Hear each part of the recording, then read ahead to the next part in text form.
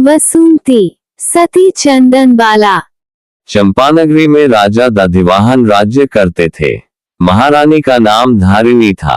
राजा धर्मप्रेमी और प्रजावत्सल थे। उनकी एक पुत्री थी, उसका नाम वसुंती था, जिसे हम सती चंदनबाला के नाम से पहचानते हैं। धर्म के संस्कार तो जैसे वह पूर्वजन्म से ही लेकर आई थी। छोटी उम्र में जब सहेलियों के बीच झगड़ा होता था तो वसुंती सभी को वीतराग भगवान का बोध देकर शांत करती। ऐसे सालों बीत गए। वसुंती युवा हो गई। अत्यंत रूपवान वसुंती युवावस्था में भी धर्म की उपासना में श्रेष्ठ थी। एक दिन कौशांबी नगरी के राजा शतानिक ने चंपानगरी पर चढ़ाई की। अचानक आक्रमण से भयभीत होकर राजा दधिवाहन भाग गए। माता धारिणी और पुत्री वसुंती दोनों को रथ में बिठाकर एक सैनिक ले गया। सैनिक की माता धारिणी के प्रति दृष्टि बिगड़ी। सुनसान जंगल में उसने रथ खड़ा किया। अचानक रथ खड़ा करने का कारण पूछने पर वह जोर जोर से हंसा और माता धारिणी को अपनी रानी बनने के लिए कहा। सैनिक की नीयत बिगड़ी है ऐसा समझकर उन्होंने अपनी अंगूठी में से हीरा निकालकर चूस लिया और मृत्यु को अपनाया। माता की मृत्यु पर वसुंती कल्पांत करने लगी और सैनिक तो स्तब्ध ही हो गया। वसुंती सैनिक से उसे छोड़ देने के लिए गिड़गिड़ाने लगी। सैनिक ने सोचा, यदि वसुंती भी माता की तरह मृत्यु को स्वीकार लेगी तो मेरे हाथ में कुछ भी नहीं आएगा। ये सोचकर वह वसुंती को लेकर कौशांबी नगरी में आया। उसने वसुंती को भरे बाजार में बेचने के लिए चौराहे पर खड़ा किया। अहो, क्या कर्म की लीला है।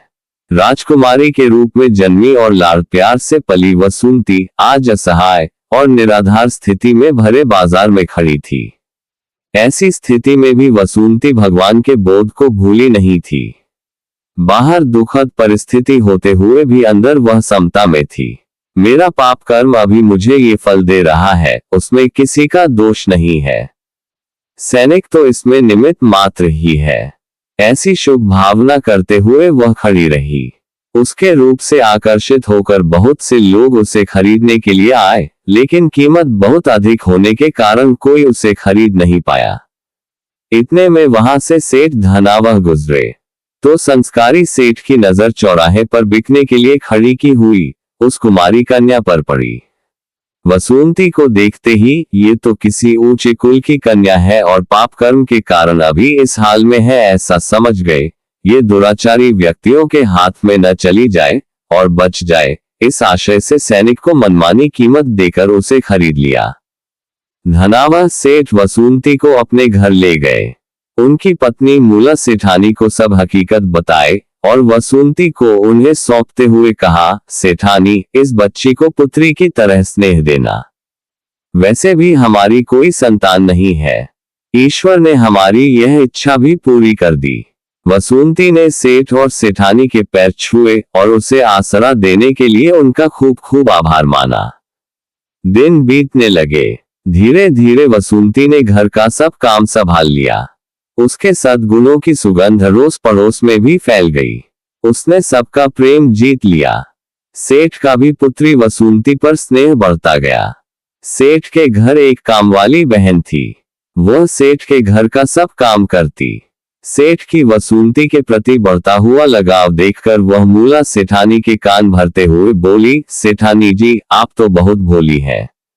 वसुंती धीरे धीरे सेठ और घर दोनों पर कब्जा जमा लेगी और एक दिन सेठ आपको घर से निकाल देंगे और आप देखते ही रह जाएंगी। अभी भी देर नहीं हुई है, कुछ सोचो। सेठानी यह बात मानने को तैयार नहीं थी।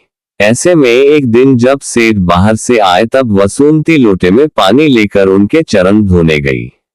झुककर पैर धोते समय उसके खुले बाल पानी में गिर रहे थे। बाल भीग न जाए इस हेतु से सेठ ने उसके बाल ऊपर पकड़ कर रखे। योगानुयोग मूला सेठानी उसी समय रसोई से बाहर आई और उन्होंने ये दृश्य देखा। उन्हें तुरंत ही नौकरानी की बात याद आई। उनके हृदय में आग लग गई। सेठ उनके हाथ में से हमेशा के लिए निकल जाएंगे ऐसा डर लगने लगा। अगर इस बात को यहीं से नहीं रोका गया तो इसका परिणाम मेरे लिए वास्तव में खराब आएगा, ऐसा सोचकर मुला सेठानी ने एक योजना बनाई।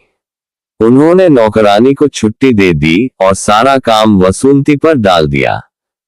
पूरा दिन काम करने के बाद भरपेट खाना भी नहीं देती थी। दिनों दिन वसुंती सूखकर कांटा होती गई, शरीर में कमजोरी आती गई। लेकिन कर्म के सिद्धांत को मानने वाली वसुंती खुद के ही कर्मों का दोष देखकर सब समताभाव से सहन करने लगी। मुला सेठानी के प्रति जरा भी भाव बिगाड़े बिना वह हमेशा उन्हें उपकारी भाव से ही देखती।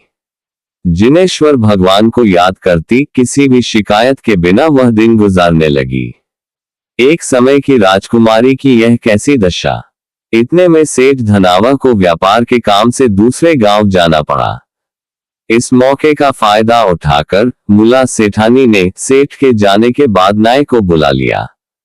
वसुंती के सिर का मुंडन करवा दिया, हाथ पैरों में बीड़ी डालकर एक अंधेरी कोठरी में बंद कर दिया। घर पर ताला लगाकर वे चली गई। ये वसुंती वही चंदनबाला थी।